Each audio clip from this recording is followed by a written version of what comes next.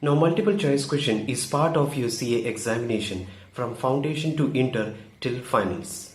Now, since MCQ based question is asked in examination from quite some time, there are certain things at times when MCQ is causing hiccups and we are unable to know how to take advantage of MCQs and in which MCQs what all techniques can be applied.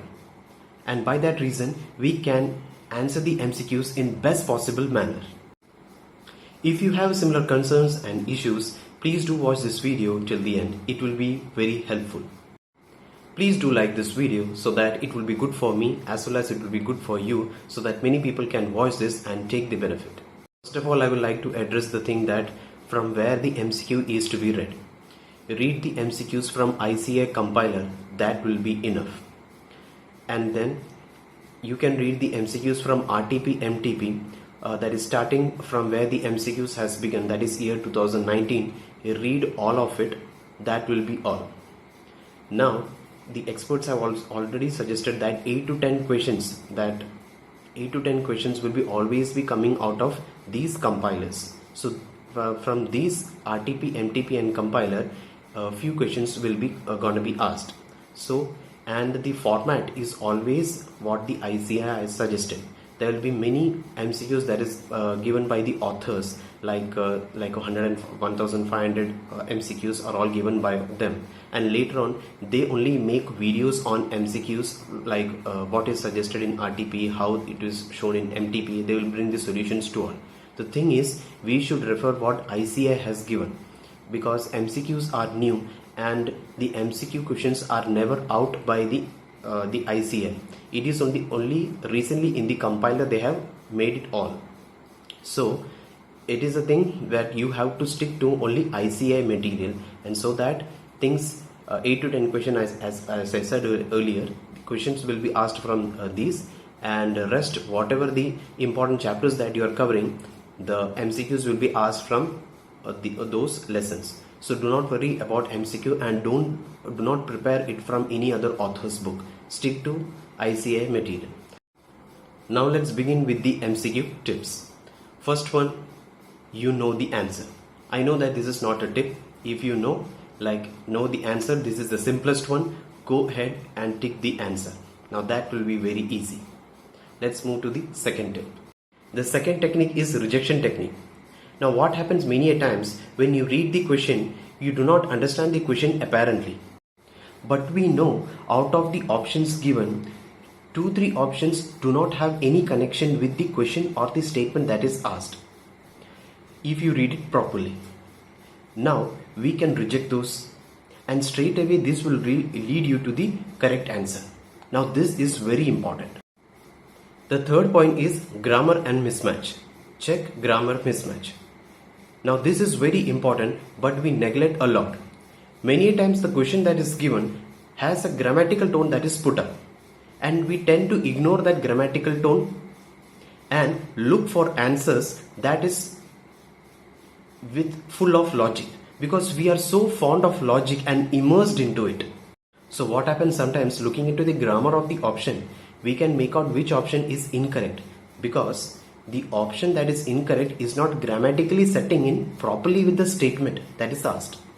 So by reading the statement 2-3 times, you can spot the mistake and you can get the benefit of attempting the correct MCQ and also improvise on it. This is very small thing which is very relevant. Fourth one, 2 options with exactly opposite meaning. Now you will find in MCQs there will be 2 options given which has exactly opposite meaning. One will have answer content which is replied to be as yes, and other will have an answer content which has a reply to be as no.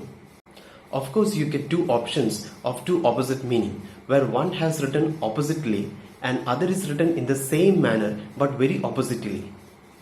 Now there are chances out of these 2 options, one is correct one. So focus on these 2 options, and by concentrating on it, make your opinion and tick the correct option. Fifth point, 2 options with a slight difference. There are chances out of these, one of them would be the correct answer. Read well the options and make a conclusion. That's it. Sixth one, sequence based or match the following. What you need to do is Just pick one part which is correct or one part of the sequence which is correct and then look into the options to reject the other options which is incorrect. This helps in solving faster with least application of knowledge. Generally, two options has close competition and others are just crap. Just visually try to understand which one would be the correct and incorrect answer, and this will help you a lot. The seventh tip is for the option both A and B or all of above. If applying all 6 methods which I said earlier, you don't find the answer, and if in the option it is given as both A and B or all of above, then there are chances you will find the answer out of these two options. Considering that you have applied all 6 methods and you didn't find the answer, then you must go for this answer where you have these two options. There are chances that you will find a correct answer out of these two options.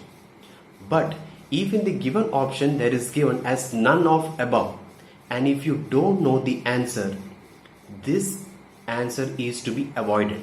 None of the above is to be avoided. This would be a serious mistake. If you know the answer that it is none of above, go ahead and select it. Put a tick. But if you don't know the answer and then you are sticking to the answer as none of above, it is a serious mistake. Eighth tip, lengthy answer. When all things don't work, do pick the lengthiest answer. Yeah, it is the craziest one. It is the wrong method, but could be right if nothing works. Last one, ninth, Ram Bharose. Padachoni ingalukku athuli. Use it when you're running out of time and your answer sheet is going to be snatched. Stick to one option and mark it so that you get something right. Don't do it randomly. Experts and I feel that you should stick to option B so that you get something right. For example, if you have 4 questions that is left and your paper is going to get snatched away and you want to just tick the answers which one you will get correct or if you not get correct, you don't know the answer. So stick to option B and tick it very fast so that you get the options 1 or 2 right out of those. There are many chances that your answer may go correct. So option B, stick to option B. If you don't know the answer and your paper is going to get snatched and it's the last moment. This is the last and the final tip, like how to attempt the MCQs in the exam. Attempt the descriptive portion first in the exam. Pick the best question you can answer and attempt 3 questions in 1 to 1.5 hours to secure the maximum marks. Do not waste time by reading the MCQs in those 15 minutes earlier that you have got. Initiate the MCQs only after writing the descriptive portion of 3 questions that is best you know in the 1 to 1.5 hours. 1.5 hour is the maximum time that you can allot it. Now, initiate MCQs when? Now, why you're initiating the MCQs in the between part or in the later stage, that is after 1.5 hour, only because it helps resting your arms that has got fatigue and brain is more sharper and after 1.5 hours of writing, and this can increase your pace and pace yourself accordingly. You will have accuracy now. Some MCQ option and the statement that will help you with some answers and especially with precise language of audit, law and other subject. See, so what I said that you will get the options out of these MCQs. So first you'll write the best known answers of your descriptive part. 3 questions that is best known, you have written it, and the later part is which you don't know or which you know the least is been kept for the last.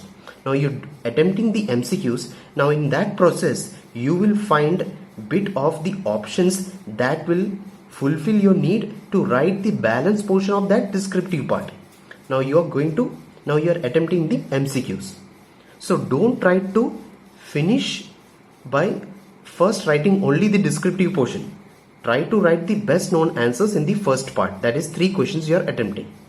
Okay, so what you do not know well will be kept for the last in the descriptive part. Now do the MCQs in between and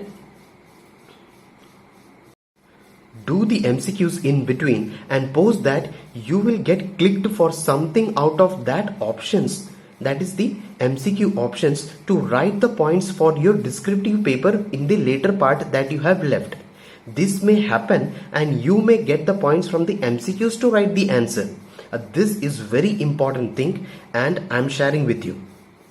So please be careful, and apart from that, do the balanced descriptive questions. That's all. If you like this video, please hit the like button and do subscribe the channel ComradeCA, and please share with your friends. Until then, this is Amit signing off. Stay healthy, stay motivated and stay connected. Thanks for watching the video.